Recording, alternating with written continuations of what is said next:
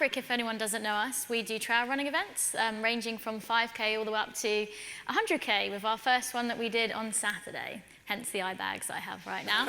So we've been running events since 2015. We're probably one of the babies in this room. So our events range from 500 runners to maximum of about 1,000 at the moment. So nothing on these big numbers that these guys have. We're a team of 3 employees and 2 founders. Ben is here, Mr. Founder. Yep. So my role at Maverick, I've been here for almost 5 years now. I was tallying up how many events I've worked because I always go on about how I do too many. And I'm pretty sure I'm almost nearing 100. So that's organizing and working them. My role is event logistics and participant support. With us being such a small team, we end up working across the board on a few different things. So that's just a little bit of background. What I'm going to chat to you about today is how we attract new runners and then also retaining our current runners as well. So starting with just the problems that I think we face and probably many other event organizers, there's obviously a lot more increasing competition. So in the trail running industry, we were probably quite renowned to begin with, but there's a lot more bigger companies coming into the field, bringing their own ideas, as we saw with Alice earlier. So it means that dates are obviously going to be harder to get. Changing weather patterns means, in quite a lot of locations, the trails do dictate by the weather. So the weather window used to be from April till October pretty much, but weather's now changing. So less dates, especially in spaces like the Mendips, Natural England and Air of Natural Beauty. They want a week between each event. So as before we could put them on multiple weekends, we now have that competition in place. So that's one. Next one is also touched on before, the guys with their analysis from Let's Do This. The entry fee battle. So increasing competition on dates, but we've also got the competition on money. So we need to put our event costs up, but at the same time, there's a cost of living crisis. So it's weighing up still being able to afford our events and pay my living, but also not detract people from signing up at the same time, so keeping it reasonable. And the final one is social media. So keeping engagement. For us, social media is quite a big thing, which I'll go on to in a sec, but attracting new runners. We now have a space where we've probably got between 5 and 10 seconds to grab someone's attention whilst they're scrolling. So there's just a much higher demand for new and exciting content that we have to keep moving forward with. So how do we approach these problems? The main one for us, is probably obvious to everyone, is marketing. So many of you probably don't know, but Maverick actually only employed, well, we're now working with our first marketing trained person. So from 2015 up until 2023, all the marketing with Maverick was organic. So there was no budget on marketing. We had someone part-time who was doing social media. It very much ran off word of mouth. So who knew employing someone who knows what they're doing makes a difference. So we're now with a marketing agency called Fridays at 9, who are Dorset-based, so they're local to us. We work with them very closely, so we meet with them regularly. It's been game-changing for us. I think probably every organizer here probably has a marketing team, but if there's any small companies out there now, it's your time to make the jump, because between 22 and 23, our entries increased by 20%, and we're on track to go up by 28% between 23 and 24. So it really does make a difference.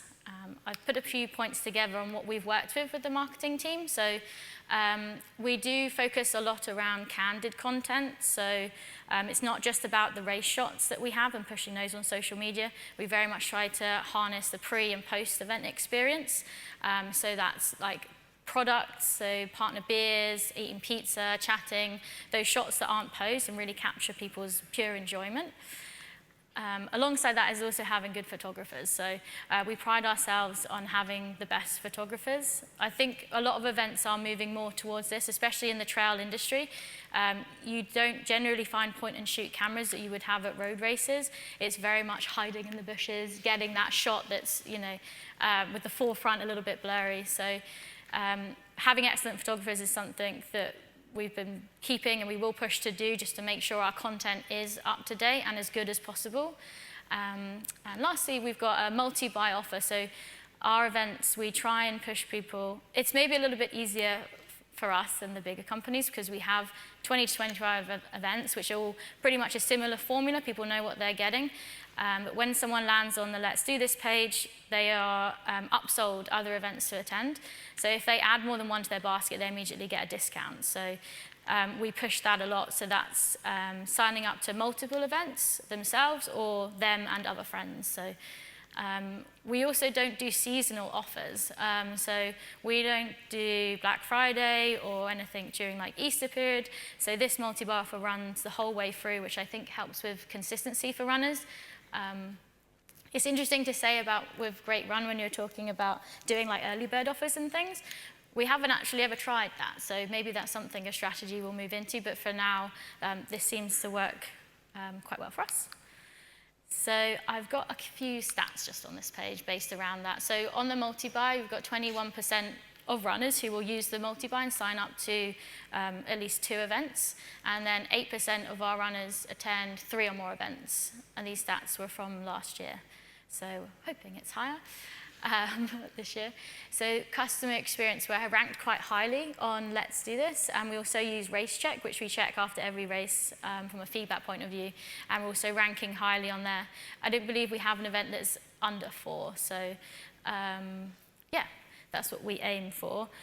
In terms of retaining our current participants, I'll just touch on a few points for how we retain people. So generally, we see on our feedback forms and after speaking to runners during the event days, everyone's mentioning atmosphere. I think Frederick might have pointed on this before, but like harnessing what that X factor or that vibe is quite hard through feedback when people are just saying, oh, it's just really good. So I've tried to think of other than infrastructure, so obviously having good food, good music, a good event setup with seating is going to make a difference. I've harnessed things a little bit outside of that to try and think, why are runners coming back to us specifically? So first of all, on our values, these are 3 very summarized points. No hidden costs, so we will never charge extra for parking or photography. When the runner pays and they sign up on Let's Do This, that's them in for the event. It's quite key for us that we don't want them to turn up at an event and then have additional costs. Positive social impact, so we work, well, me specifically, because I do this side of the business, but I try to make really good relationships with all the landowners and venues that we have, which I think helps massively towards the consistency on our calendar. If we have good relationships with the landowners, the residents, and the businesses, it's much more likely we can go back for the same date next year, and then we're excited to have us back. It then just means of a consistency on calendar. People get more into the groove of when the event is happening, and they'll come back each year. It's easier for their planning. So that's quite a big thing for us to help us grow. It's easier if we keep the date on the same each calendar year rather than chopping and changing it. And lastly, being customer-centered. So all of us at the company, all 5 of us, are runners ourselves. So we've all taken part in races, and we do regularly. So I think it helps us to know we've been at events, and we'll take that was good from there, or that wasn't so good. And we just try to mold the best experience that we have to then offer to the customer. And so I'm going to touch a little bit more on customer experience as well. Also, check out the photos, right? These are from our photographers, like some of these locations. So the customer experience side is really important for us. And that's not just on the event day. So some people might get lost in the thought that the event day is the main thing that these customers are buying into, but we think about it from the very beginning. So when they land on the webpage, all the way through to that post-event email that they receive. I end up looking at this quite a lot because I work in the customer service side as well. So if I get more than 2 or 3 emails about the same question, it's going on the FAQs because it saves my time. But it also means that there's obviously not enough information on our site. So we're constantly adapting in that way to make sure that we've got the most information that they need to buy the event. And if they haven't, then we'll look into that to make sure it's easy to access. From the other side as well, is when they arrive on the event day, we want to make it as seamless as possible. So all the pre-event emails should have all the information that they need for getting to the event. When they arrive, what happens after. We have QR codes that show how to scan for their results. I mean, it still doesn't stop people asking how they get the results, but we try and make it as seamless as possible for everyone. And the second point on here is just about adapting and improving through working with groups. So we work with She Races and Black Trail Runners, just to name a couple.